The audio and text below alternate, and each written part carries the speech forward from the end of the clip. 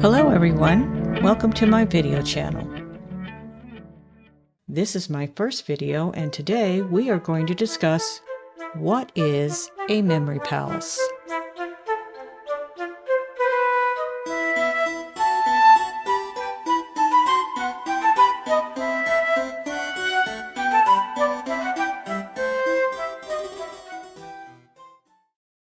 A memory palace is a method of attaching some information to an image in your memory.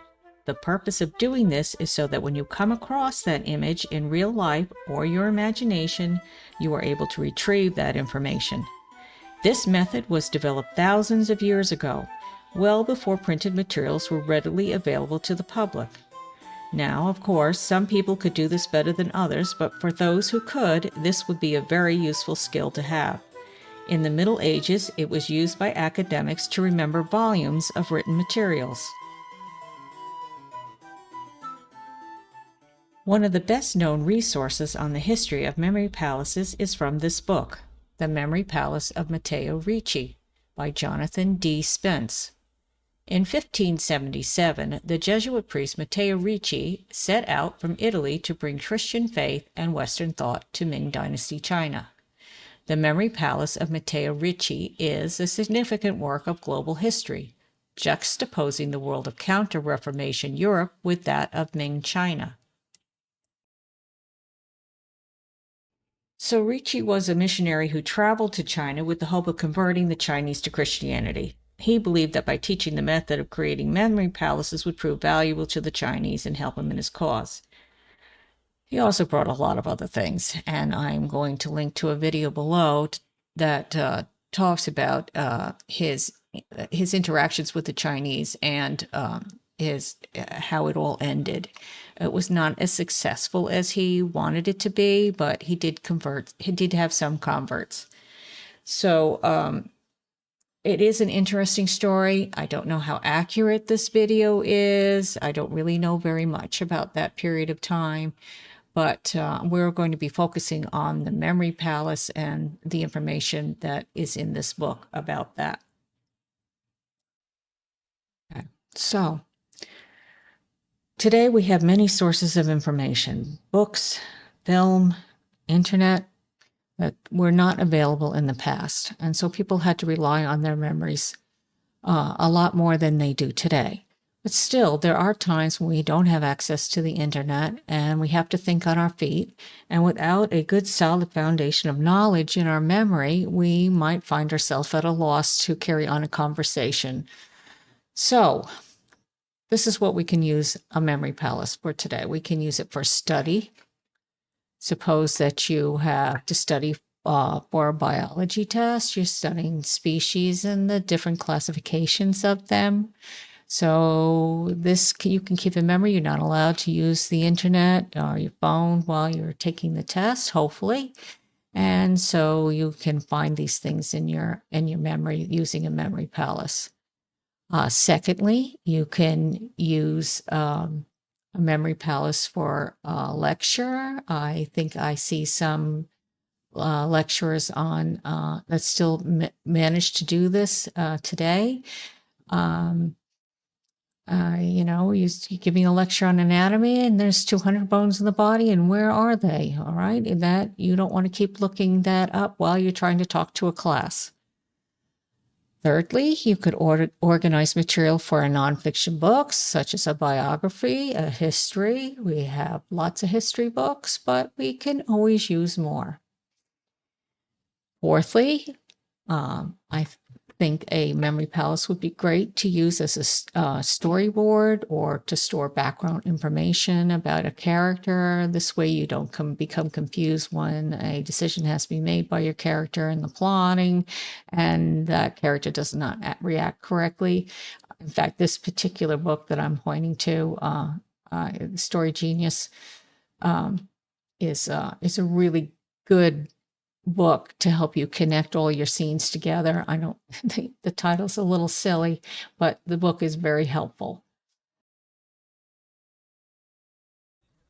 And lastly, as we age, we can use a memory palace as a memory aid for writing an autobiography or to give advice for a younger generation, whether they want it or not. For example, Walden by Henry David Thoreau was about an experiment in living. The author moved to a secluded wood around Walden Pond and tried to simplify his life. This experiment lasted about 2 years. The book is a classic of the American Romantic period. It was a time that many feared the United States was becoming over-civilized, and a return to nature movement was born. Another important work Thoreau wrote was called On the Duty of Civil Disobedience. It was an anti-slavery and anti-imperialism speech he gave a few years before the American Civil War that was put into print. These two works are often talked about together because the speech occurred a few months after Thoreau had left Walden Pond. More than 100 years later, this essay was still being read by civil rights leaders, from Martin Luther King Jr. to Gandhi. Thoreau did not live to see Walden Pond as a commercial success because while he was alive, it was mostly read among his own social circle. It was only after he died that the book began to be picked up by a wider audience. There are two important things we can learn from the history of these works. Writing not only helps us to make our thoughts last beyond our lives, but helps us to understand our own lives as well. And while it often seems that children don't want our advice, we have no idea how much they and their children and their children's children will benefit from what we manage to give them.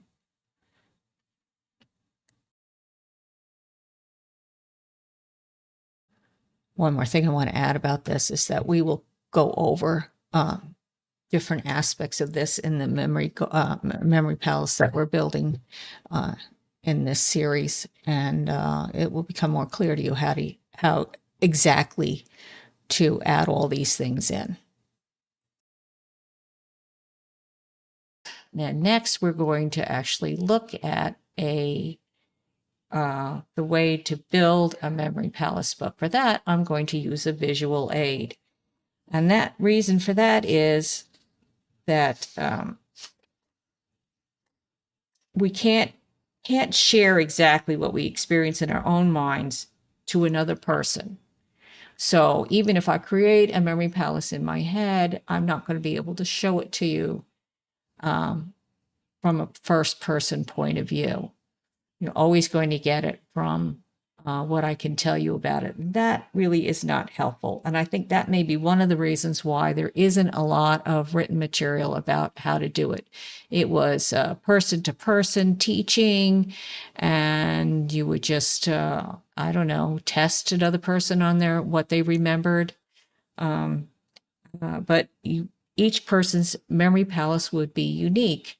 And so we're going to move on to talk about how to build a memory palace using a visual aid. And I think that for those who have very good visual memories, they will get the point very quickly and move on. And for those who don't, you'll see how to use physical materials or digital materials to create their own memory palace. And hopefully when they go through these things, it will aid them in their memory of things that are important to them.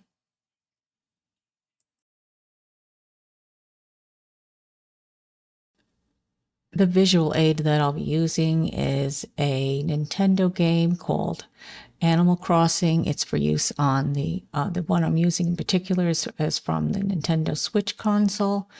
It's New Horizons. It's called a cozy game. It's easy to play. Anyone can play it. The reason why I picked it is because it has a lot of items that you can place anywhere that you want to place them, and they'll stay there. So this is perfect for creating a memory palace.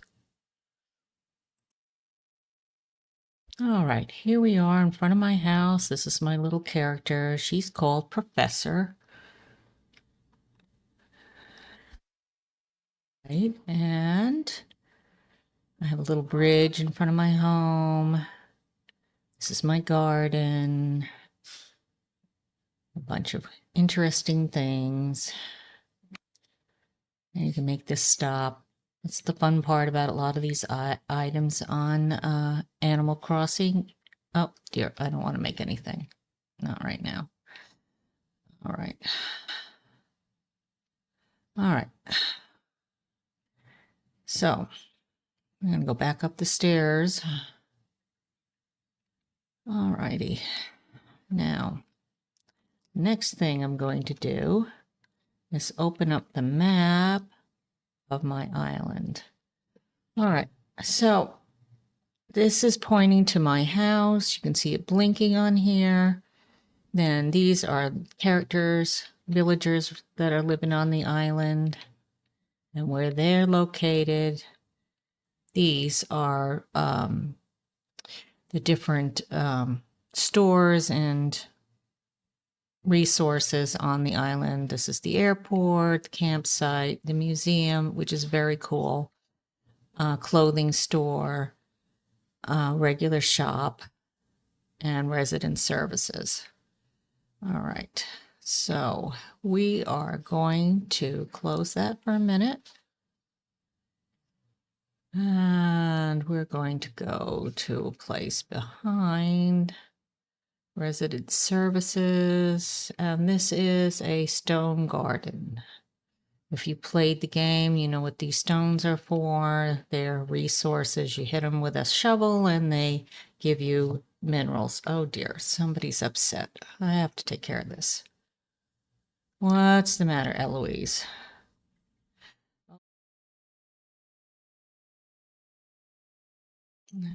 Righty, I'll do that later. Yes, of course. Okay. So here we are on the map again. Okay. I'm going to open up the map. And you see that we are the little location that's in orange and white above resident services. That's where we are on the island. All right, now I'm going to switch over to a screenshot. Here we are on a screenshot of the island. The reason why I'm going to do this is so I have a pointer here that I can use to indicate various places on the map that you don't usually get to see with just the game's pointers.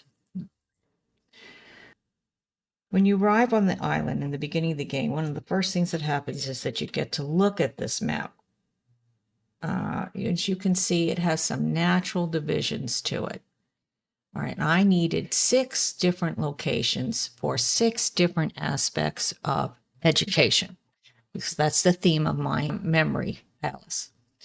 And so here's the first section, second section, third section is basically over here, fourth section, fifth section, and then sixth section. When I first started working on this memory palace, I found it was difficult to find a good definition of education. And so it took me some time, but I came up with these 6 words that I thought would help describe what an education is supposed to be.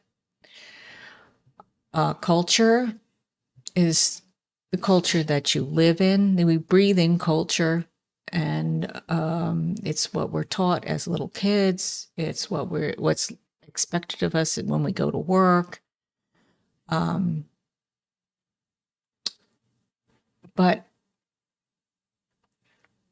we need to understand culture better, I think. I don't think culture is really taught well in school.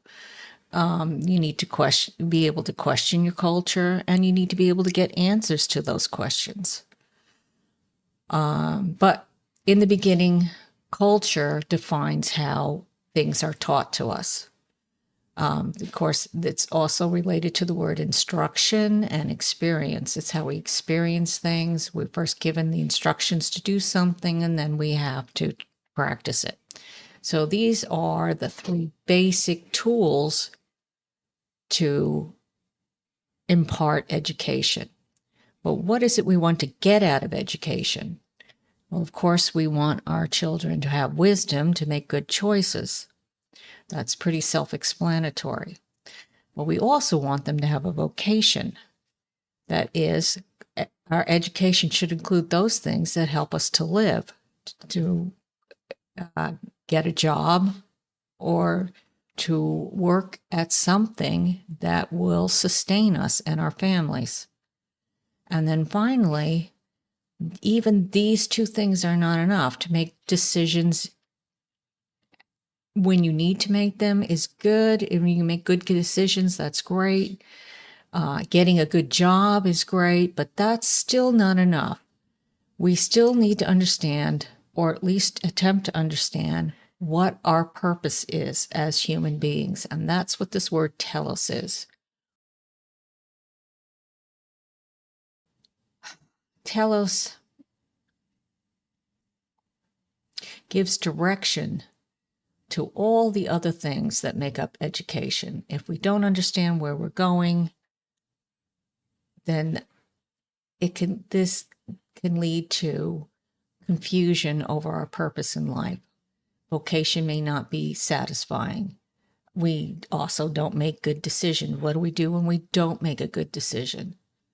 These kinds of things. So that's why I came up with these words. I would like my children to know, because ultimately culture consists of those things that we explain to the next generation. And if we don't have a good explanation for them, they are not going to understand what their life is about. And we see this today with so much depression and anxiety. All right, so here's a one sentence explanation of what education is. Education consists of culture, instruction, and experience, leading to a love of wisdom, a sustainable vocation, and a desire to understand humanity's telos, its purpose. All right, so I came up with this little logo with these aspects of education in it. All right, in the middle, I put education, then I put the tools of education, and then I put the end goals of education in the outer circle. And fortunately, I have a daughter who's artistic, and she cleaned it all up for me. So the book stands for education, and then here we have very nice font and colors. She's so very good with colors. I do not have an eye for decoration and colors. She's very good at it. So thank you to Erin. All right, now we're back to our map, and see, I have placed these aspects of education on the map so we have an idea where these things are going to be located. So, okay, so here is wisdom up here, telos, vocation. This is the outer circle. And then down here is experience, culture, and instruction. This is the inner circle. And here we are back at the garden. So that's what these 6 stones stand for. The middle is a map to guide us through education on a stone table, which is pretty permanent. And then we have the 3 rocks at the top, which is the outer circle, the 3 rocks at the bottom, which is the inner circle. And I have this down here always when we're working the game so that you can see it. All righty, so now we're going to go back to the game and we're going to look at those different parts of the map. Righty, so closing up the map. Closing up the map. All right, here we are back. All right, let's look at this again. All right, so this is the outer circle. Let's look at this. Yes, I know that vocation is over in this direction, but I have the 3 outer circle items that I used, icons, if you wish, to represent the different things. I use the statue of David for telos. So Telos is going to begin over here. And then we have wisdom. Wisdom is the owl clock on the pillar because an owl has traditionally represented wisdom.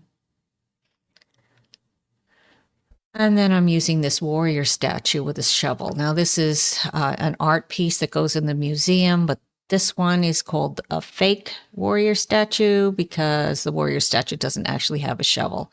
Originally, I was using the shovel in this place, but when I saw that the warrior statue had a shovel, I thought this would make a nice piece since we're dealing with ideals here. And he's just nicer than the shovel. That's why I picked him.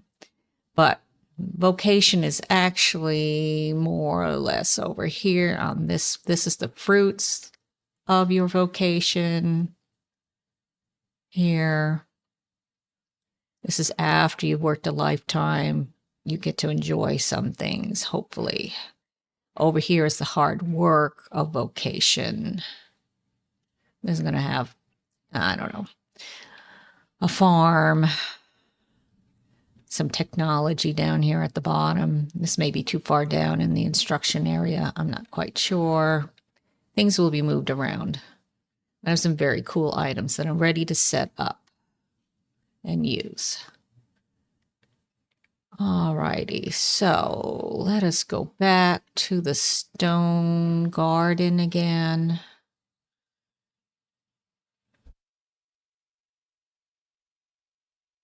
All right. So that is the outer circle. Now the inner circle is going to be experience, culture, and instruction. So let's look at instruction first. Instruction is down this path. Now, when I was first starting out, I really didn't know what to put as a icon to denote education. I thought of a chalkboard. I dragged it around for a while. Then I thought, oh dear, Lily's there. I can't get around. Okay, then I thought about using this lamp because, you know, light, instruction, I don't know. But that wasn't satisfactory. So I've decided to go back to using a chalkboard. Oh, the animals are really out today. All right, chalkboard. All right, we're going to, come on, chalkboard. Let's move you down here a little bit. All right, and maybe in a little bit. Too far in. Oh, boop, boop, boop. All right, there we go. All right, so it's kind of hidden behind this apple tree. Apples have always been associated with knowledge, and instruction is imparting knowledge. Doesn't always impart understanding, but it imparts how to do things. Alrighty, and now we will talk about culture.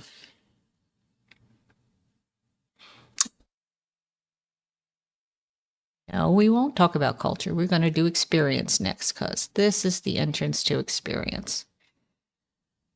All right. Now, I was using this bow and arrow here to represent experience because you need experience to hit your target, but I need the bow and arrow for something else. So I decided on something else for this, and that is a covered wagon. Because a covered wagon represents not just a lifestyle or a life choice, but an experience, a very important experience in our country's history. And it incorporates a lot of things, a whole culture in itself. And as I said, all these words are interrelated in many ways. So this one, I think, is a good icon for experience. And now, back to the garden. We have one last rock, and that is culture.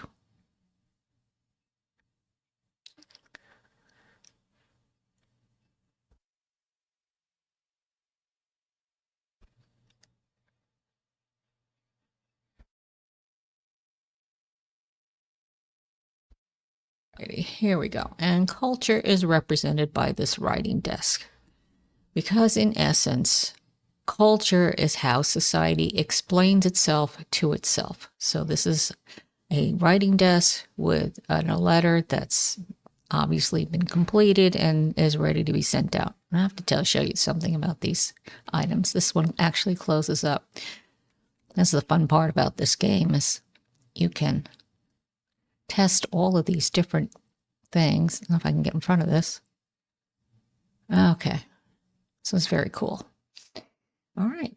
And so that is an explanation of the different areas of the island and what they represent. And you see that they're represented in 3 different ways, and that's to reinforce them.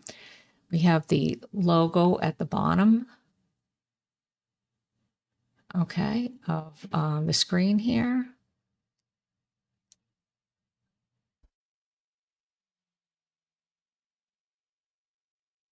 We have the different items representing each area, even though they're not quite in sync with this garden. The garden also represents the different aspects of education and education itself right here. And if you look at the map,